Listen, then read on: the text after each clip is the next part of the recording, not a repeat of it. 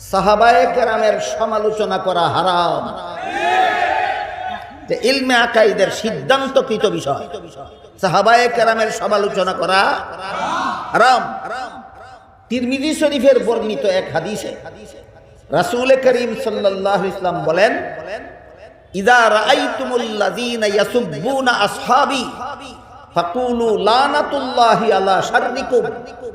এর অর্থ হলো, রাসূল বলেন, হে আমার উম্মত মুসলমানেরা, তোমরা যদি ওই সমস্ত লোকদের দেখতে পাও, বিশেষত সাহাবাদের সম্বোধন করে রাসূল কথাটা বলেছিলেন।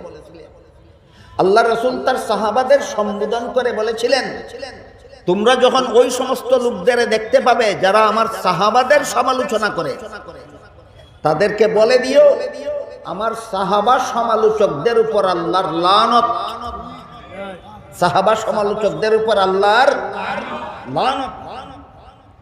এই লানত প্রাপ্ত হয়েও যারা সাহাবায়ে কেরামের সমালোচনার বিশুদ্ধার মুসলিম সমাজে করতে চায়, মুসলমানদের সমাজের আনাচে কানাচে একটু ফাঁক ফুকর পেলেই যারা সাহাবাদের সমালোচনায় লিপ্ত হয়, এদের মুখে ঐক্যের দেওয়ার নির্লজ্জতার প্রমাণ।